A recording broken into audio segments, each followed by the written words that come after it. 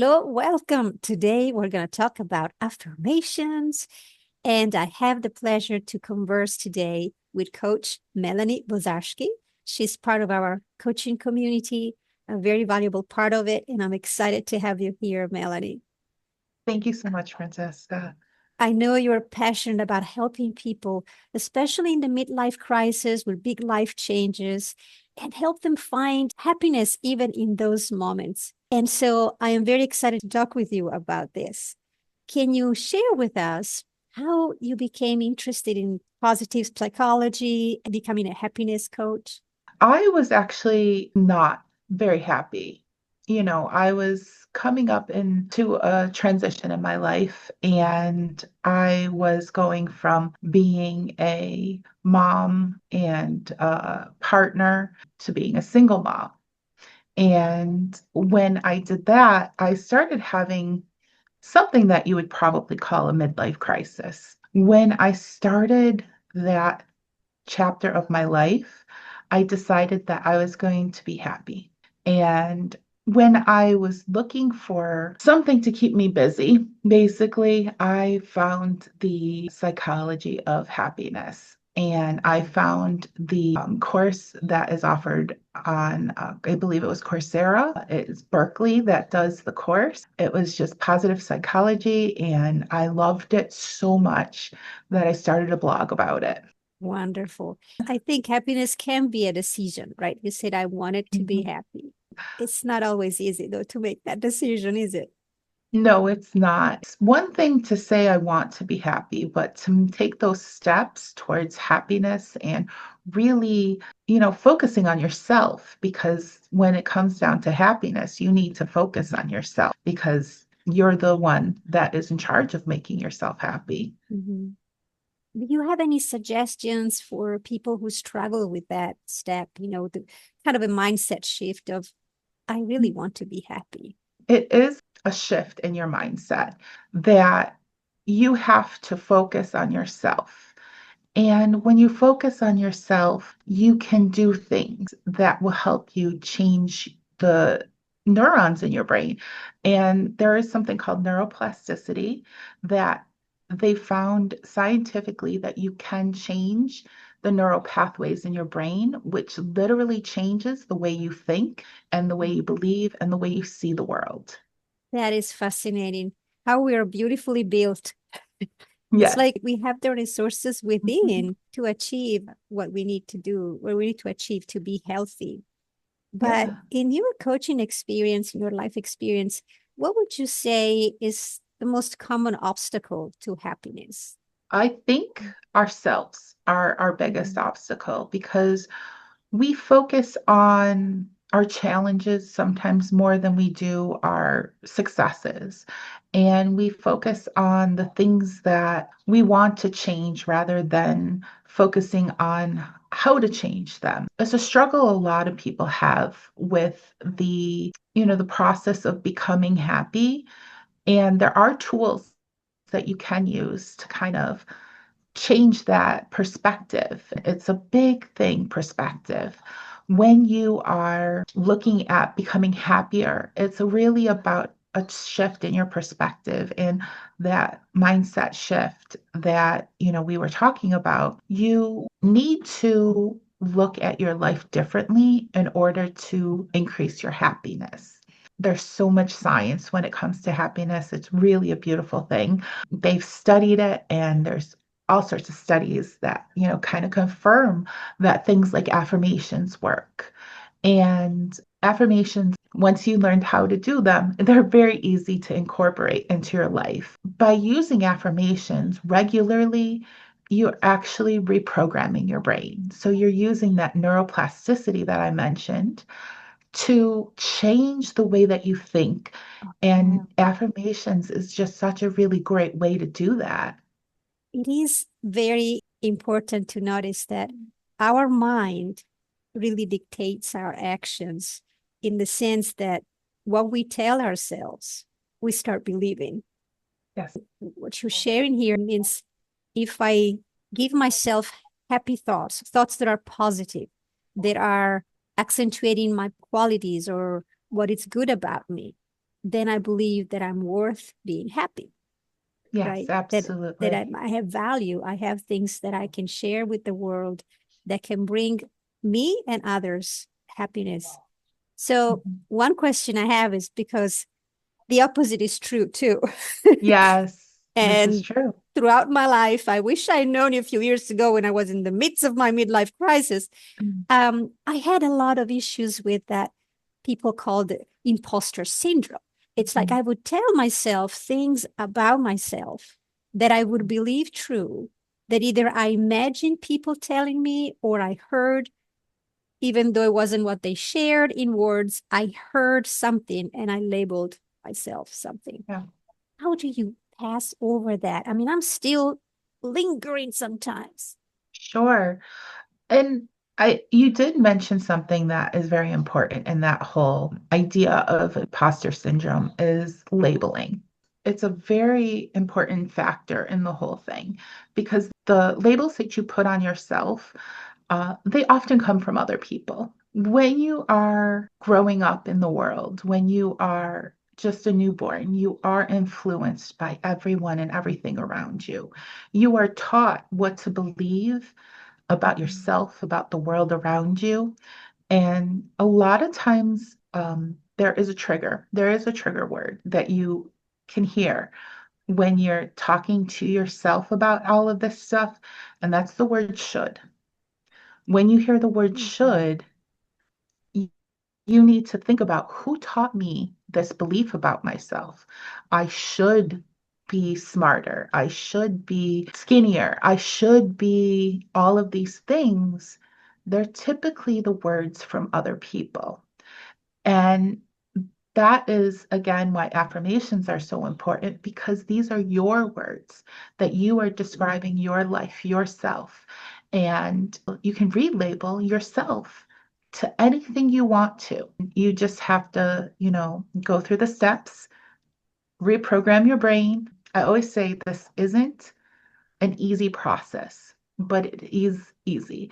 It takes a lot of work. It takes concentration. It takes practice, so much practice.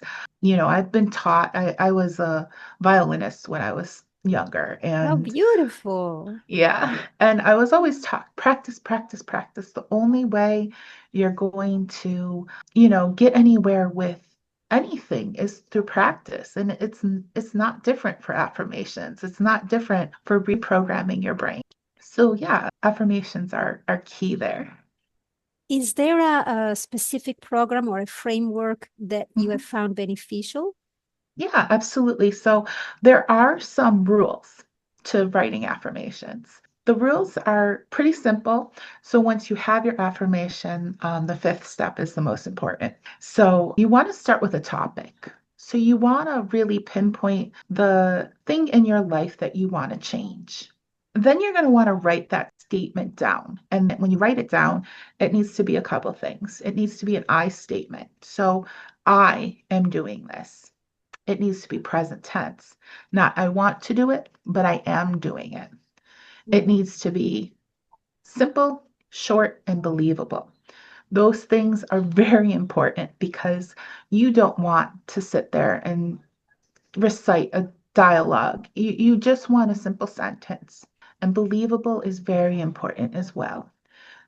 I'm not going to sit there and say I'm a millionaire because my brain won't believe that right now. But if I believe that I can make an extra $10,000 this year and I put that into my affirmation, that's something more believable. And that's something that you will then start seeing opportunities in your life because your brain is being reprogrammed Mhm. and you're looking at life through a different lens. You're seeing everything from a different perspective. So when you're putting this affirmation out there, you're starting to see things differently. So the third part is avoiding negative words. You don't want to say don't, can't, won't. These phrases confuse your brain, basically. They're not things that are positive. You want to make sure affirmations are positive. It's so important. So, present tense, I statements, positive and believable. These are the most important things for writing affirmations. But once you've written it, the last part is key. You want to practice, you want to ingrain it into yourself, into your brain. And one of the ways to do that is by using a couple of tools. One of them is habit stacking. Habit stacking is you're taking your affirmation and you're adding it to something you've already done throughout your life. For instance, brushing your teeth. So if you say your affirmation before you brush your teeth, morning and night, it gives you a great opportunity to remember to say your affirmations. But on top of that, you're connecting this new phrase, this new idea in your life with something that's already a habit. So your brain is going to then form those new neural connections easier because you're connecting the two. Now, the second thing that you can do is anchoring.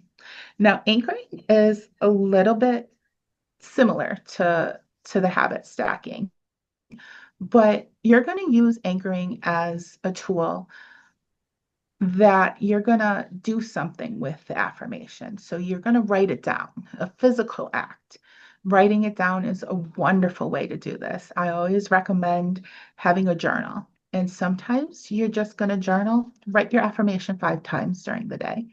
But other things that you can do is physical action. So during your affirmation, you're going to want to give yourself a hug or, put your hands up in the air, get excited, set yourself up for success by connecting your affirmations to something that either you already do or something that will physically ingrain the affirmation in. So you want to kind of layer the affirmations in.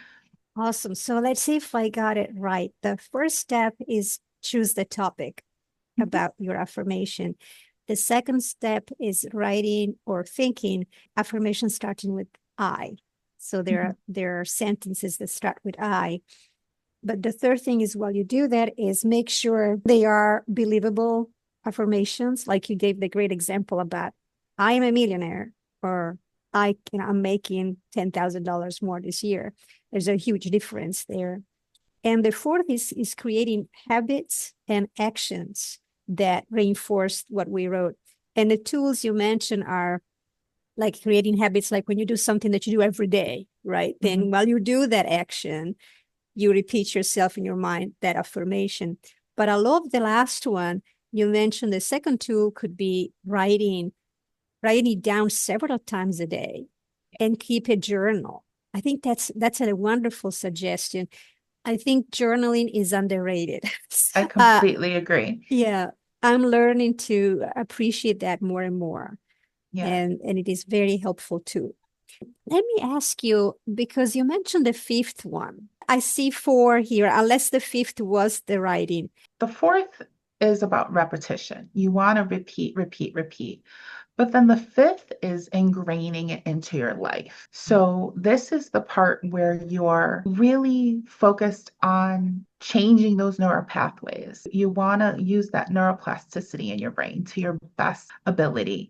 And the way to do that is connecting the affirmations to something, whether it's a habit that you already have, like I said, or an action, a physical action. These are very, important tools that you can use to ingrain that affirmation into your life.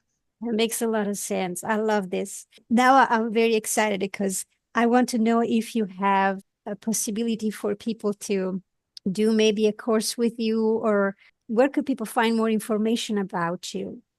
Sure. So I do have a website. It is myhappiness.coach.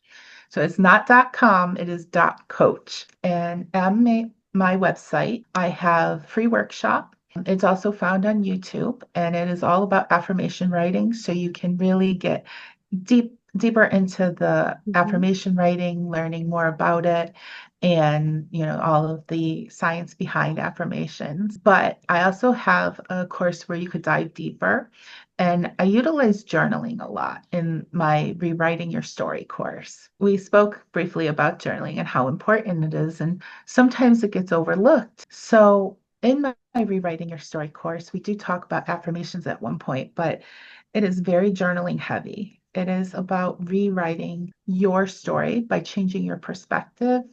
And affirmations is just one step in that perspective change. Oh, that sounds very intriguing. I love it.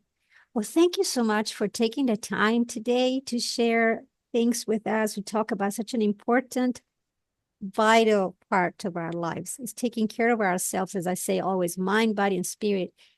It starts with the mind. It's important to give ourselves good thoughts, good beliefs about who we are and what we can do. So thank you very much, Melanie. Thank you so much for having me, Francesca. My pleasure. And to all of you who stay tuned, thank you. We really think you found something useful here. Let us know in the comments. And remember to take care of yourself, breathe, smile, and do something to soothe yourself today.